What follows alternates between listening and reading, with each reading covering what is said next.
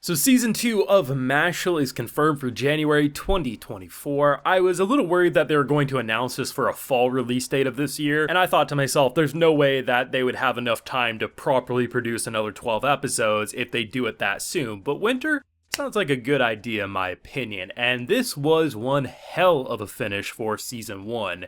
Not only do we get a really cool fight, it's kind of more of like a one character pushes Mash back and we get a couple of nice swings in, but it's more about setting up the future fights between Cell War as well as Mash. But I have to admit, it was really badass seeing our boy. I mean, you gotta wonder what his hands are made of. Like, is he like Wolverine? Does he got some metal going all up throughout his body? Because when he's punching all those spikes like it's nothing, and he's not even like cutting himself, I mean, the boy's built different, we've known that. But the fact that they end this season with not just simply exposing Mash to his friends, which I thought they were all pretty on the same wavelength, like something was wrong and he probably didn't have magic, but it seems like they were just more confused about his magic than anything, but now they fully know our boy has no magic. I mean, he kicked through that damn mirror like it was made of paper mache, and anyone with magic would have been absolutely obliterated. But the real shocker is the fact that some random student who just gets saved is like, not in my school, I gotta go be a little tattletale. And I'm like, bruh, if only you knew that Dumbledore was like, we're homies, right? He gonna cover his ass no matter what, and the fact that Mash just stress eats to solve everything is pretty much the icing on the cake. And now, full live reaction to this wonderful episode is available on my Patreon if you would like to see my full uncut thoughts as I watch this pretty exciting episode. Like, yeah, they may have reused animation of Mash just punching those spikes, but it was badass. I mean, I'm not gonna lie, I did get a little worried when Buddy decided to take a blow for Abel, and I was like, God damn, you better not be doing this. You can't be giving this speech about how we're not gonna have cream puffs with you. To only learn that had Mash not flicked a rock at this boy, I mean, yeah, he absolutely would have been dead.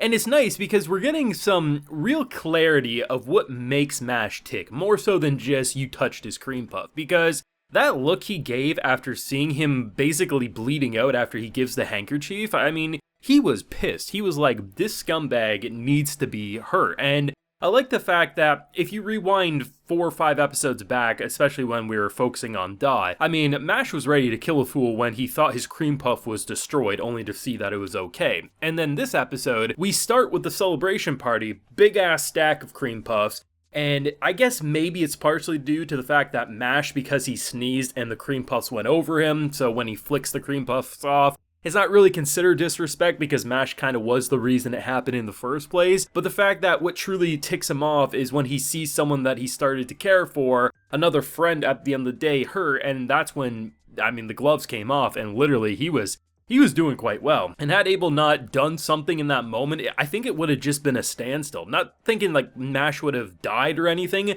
but he wasn't able to really do anything other than deflect the oncoming projectiles. And the fact that we get such a cool moment. It's like a jump scare moment, but not for the viewer before this fool, because Cell War, I mean, strong, very much clear that, very strong. I mean, doing force chokes against Abel, I mean, the giant spike deaths for days, and then Mash pops up from one of those jester's heads and just pounds his face, and I'm like, oh, that is the Mash I know and love. And I think if there's any way to reveal to the world or to a group of characters that Mash is 100% built different and he's been getting by with pure brute force, it's casually revealing a mirror. And it's so goofy. He's just holding it up because anyone with magic would be fearful. They would run away. They would be terrified. But I mean, we're all waiting for it. We're just waiting. He's going to punch through that mirror. He ends up kicking. And just to see the reaction of the moments of, so when he was flying that broom, so when he saved me in the maze, all of these moments just hit them like they were a character in an isekai anime and Truck-kun wanted to say hello. Because they're all like, bruh, you gotta be kidding me that he just built that different. And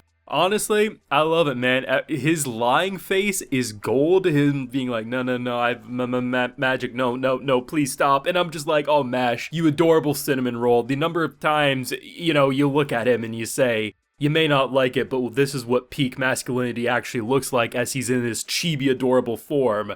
That is one hell of a way to end this. I mean, I'm really excited to see more of the Cell War character. I mean, goofy name, but goddamn, gonna be an intriguing antagonist, especially given that they have about 40 seconds after the credits where they tease Daddy and him, and honestly, I'm excited to see what they do there. But overall, I leave this season of Mashle very, very happy. The hardest I've ever laughed in anime, hands down, at multiple points, tears of joy. The power system was incredibly fun. It's basic at surface level with what we got in season 1, but they just use everything to its absolute 100% potential, and I love the fact that they have these clues and hints that MASH does have something weird about him, just outside of the, if he ain't using steroids, what the hell are in those cream puffs? Because the headaches that start popping up with these characters that seemingly have magic when he's in the room, the idea that his hands started had a symbol at one point, that's when he initially retreated. We don't know exactly what the hell's with him, right? If he has a curse ability similar to our character who, Evil Eye, I'm not sure. But either way, there's a lot more than meets the eye at what I think we're getting at face value with MASH as a character, but I'm excited to see what they do. This was action-packed, it was funny, I like the cast of characters, and honestly, I'm really excited to see what they'll do with the season 2, as I've heard some good things about this upcoming arc, and I think the manga is only a couple of chapters away from finishing or something like that, so, I mean, the initial rumors prior to the season dropping about how they wanted to do a full adaptation, maybe we will actually get that. I don't know how many cores it would need, you can definitely let me know in the comments section, but I'm excited, I really am. I love this world, I love this cast of characters, the VAs absolutely knocked it out of the park. Season 2 in just another 6 months, yeah, your boy's excited. I mean, obviously, if this show didn't make you laugh as hard as it made me laugh, especially in the early stages of this show, yeah, maybe you didn't find it as amusing as me, but I love this one. I am so excited because these are the types of worlds that really start opening up more, where at first you get this kind of Harry Potter parody meets One Punch Man, but then we start diving deeper into the power system. We dive deeper into the mystery of what a character might actually be in the grand picture of a world like this. And while it's incredibly amusing thinking of someone like MASH becoming a divine visionary, imagine him graduating, becoming the best of the best, and the masses just learn that he had no magic. Like, the type of shitstorm that could cause is funny to think about. But I like the fact that the story and the characters are starting to feel a little more front and center, more so than just funny moments after funny moments. Those are still there and alive and well, and probably always will be if you have a character like MASH who is punching his way through a magical world, but they're doing a really great job at making the world building seem a lot more interesting in the last third of this anime, give or take, and I imagine season 2 is just going to continue that trend on propelling the story, the world building, and maybe even the power system as well, but I'm excited to see where they take it. Let me know what you thought of either episode 12 or this first season as a whole. How excited are you for season 2 next year?